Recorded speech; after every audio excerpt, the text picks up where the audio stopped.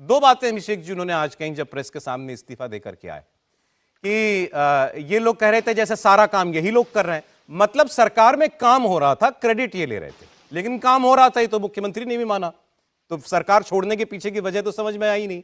फिर उन्होंने कहा कि ये इंडिया गठबंधन में कुछ आगे ही नहीं बढ़ रहा था, ये लोग आगे नहीं बढ़ पा रहे थे। तो अब जिसके साथ लड़ने के लिए नीतीश कुमार जी ने गठबंधन बनाया, वो गठबंधन काम नहीं कर रहा था, तो जिससे लड़ना था उसी के साथी बन गए। ये भी तो कुछ बात समझ में नहीं आई। देखिए, बहुत सारे मामले हैं सौरभ जी, परत दर परत हम सबका खुलासा करते जाएंगे जी। मसला यह है कि वर्तमान राजनीतिक परिदृश्य के हिसाब से नीतीश कुमार जी ने फैसला किया पार्टी के सभी साथियों से, विधायकों से, सांसदों से राय मशविरा करने। ये तो वही लोग हैं जो लगातार क्रेडिट लेने में लगे हुए थे।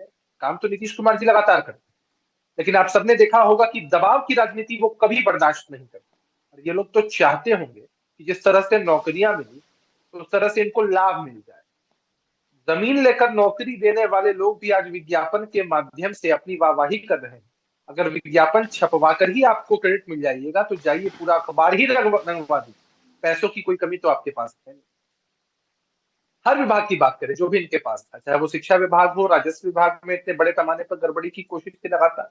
देखिए, नीतीश कुमार जी ने भरसक प्रयास किया कि चीजें सुदृढ़ हो जाए, लेकिन होता है ना कि कुछ लोग अपनी आदतों से बाज नहीं आते हैं, ये आदत से बाज नहीं आ रहे हैं। इंडिया अलायंस की बात कर लो तो ये तो एक नॉन सीरियस अलायंस था, किसी ने कल्पना नहीं की थी। नीतीश कुमार जी का भागीरथी प्रयास रहा इतने लोग एक साथ। लेकिन आप सोचिए कि लालू प्रसाद यादव जी स्टेटमेंट देते हैं किस संवेदनहीनता के साथ कि अभी इतनी हड़बड़ी क्या है कि सीटों का बंटवारा हो जाए। तो मसले बहुत सारे हैं और लगातार इनकी तरफ से ये चीजें की जा रही थी। आपको याद होगा कि राष्ट्रीय जनता दल के इतने नेताओं ने हमारे नेता के खिलाफ कितनी अशोभनीय टिप्पणियां की, चाहे वो सुधाकर सिंह हो, इनके शिक्षा मंत्री हो, इनके एमएलसी सुनील सिंह हो, उनके कई एमएलए लगातार हमारे नेता के खिलाफ अशोभनीय टिप्पणियां कर रहे थे और ये उन पर लगाम तक नहीं लगा पा रहे थे। तो ऐसे कैसे चलेगा गठबंधन? बिल्कुल नहीं और चल ऐसे पाता। क्यों चलेगा? अभी आपने कहा भागीरथ प्रयास था नीतीश कुमार जी का, मैं तो ये पूछ रहा हूं भागीरथ प्रयास किस लिए किया था उन्होंने? ऑब्जेक्टिव क्या था, लक्ष्य क्या था? कि अपने लक्ष्य, नीतीश कुमार जी का लक्ष्य देश और प्रदेश का विकास, कैसे सतत विकास की ओर हम आगे बढ़ सके, इसी प्रयास में वो हमेशा लगे रहते हैं और ये साबित किया है। नहीं, इंडिया गठबंधन का जो भागीरथ प्रयास किया था, इसका लक्ष्य पूछ रहा हूं अभिषेक जी, क्या था? इंडिया गठबंधन को आपने बताया कि वो थे बनाने वाले, जोड़ने वाले, किस लिए बना रहे थे? समझिए सौरभ जी, सत्ता में जो बैठे होते हैं उनसे सवाल होता है, और नीतीश कुमार जी का एक मोटिव है, न किसी पार्टी से कोई निजी व्यक्तिगत दुश्मनी है, न कोई वैमनस्य। नीतीश कुमार जी चाहते हैं कि जनता के प्रति जो कमिटमेंट है, जो 7 निश्चय पार्ट 1 पार्ट 2 के माध्यम से बिहार में ला, वो कमिटमेंट हमेशा पूरा होना चाहिए। और उस कमिटमेंट के लिए जो भी रास्ता उपयुक्त लगता है वो हमारे नेता चुनते हैं और उसी रास्ते पर पूरी पार्टी चलती है एकजुट होकर। और आपने देखा कि पूरी पार्टी ने इस बात का समर्थन किया, नए गठबंधन का स्वरूप बनता है, लोगों ने समर्थन किया। और आप जाकर बिहार के आम जनमानस से पूछ लीजिए कि जिस तरह की स्थितियां उत्पन्न करने की कोशिश लगातार हो रही थी, चाहे वो लॉ एंड ऑर्डर के संदर्भ में हो या फिर डिफरेंट डिपार्टमेंट्स की कार्यशैली को लेकर के हो, उन सब में नीतीश कुमार जी एकदम खूंटा ठोक कर थे कि किसी भी कीमत पर ये चाहेंगे दाएं से बाएं करना, तो ये हो पाना संभव नहीं है। क्योंकि होता है ना, हम बार बार सोचते हैं कि शायद किसी में सुधार आ जाएगा, लेकिन सुधार नहीं आता है सौरभ। तो मैं चाहता हूं अभिषेक जी जरूर रिस्पॉन्ड करें, क्योंकि नीतीश जी ने, तेजस्वी जी ने बड़े तेवर में ये बात कही थी आज, 1 साल के अंदर आपकी पार्टी खत्म होने जा रही है। अभिषेक जी, तो क्या उम्मीद करते हैं आप तेजस्वी जी से कि वाहवाही करेंगे अभी नीतीश कुमार जी की?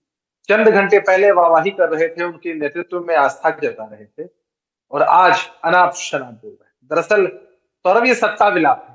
सत्ता विलाप तब तक चलता रहेगा जब तक इनकी पार्टी राजनीतिक गर्त में ना चली जाए। और ये हमारी पार्टी के खिलाफ बोलते हैं, हमारे नेता की प्रासंगिकता पर सवाल उठाते हैं, और हमारे नेता के नेतृत्व में काम करने का मौका मिलता है तब वाहवाही करते नहीं। तो इन लोगों का राजनीतिक चरित्र ऐसा ही है, इससे फर्क नहीं पड़ता है। इन लोगों ने सोचा कि हमारे नेता पर दबाव की राजनीति करके बहुत सारे राजनीतिक रूप से अनैतिक काम करवा लेंगे, इसका लाभ लेंगे, जो इनकी संस्कृति शुरू से रही। लेकिन इसमें ये कभी कामयाब नहीं हो सकते हैं, क्योंकि नीतीश कुमार जी के पास एक बहुत स्ट्रॉन्ग विल पावर है, और वो स्ट्रॉन्ग विल पावर आता है जनता की ताकत से, जनता की सोच से, जनता का जो भरोसा उनके ऊपर है उससे। तो नीतीश कुमार जी अपने काम में लगे हुए हैं। अब मजबूती के साथ गठबंधन में हम लोग काम करेंगे। बिहार की सरकार पहले भी न्याय के साथ विकास के एजेंडे पर काम कर रही थी, अपने कमिटमेंट ये क्या अनैतिक काम कर रहे थे कि क्या किन गलत कामों का दबाव बनाते थे अभिषेक जी? ये बहुत सारा ऐसा मसला है, जैसा कि अभी अजय आलोक जी भी आपको बता रहे थे, इन लोगों की नीयत होती है हमेशा कितनी से ज्यादा से ज्यादा ट्रांसफर पोस्टिंग हो जाए, उसके कारोबार में संलिप्त रहना।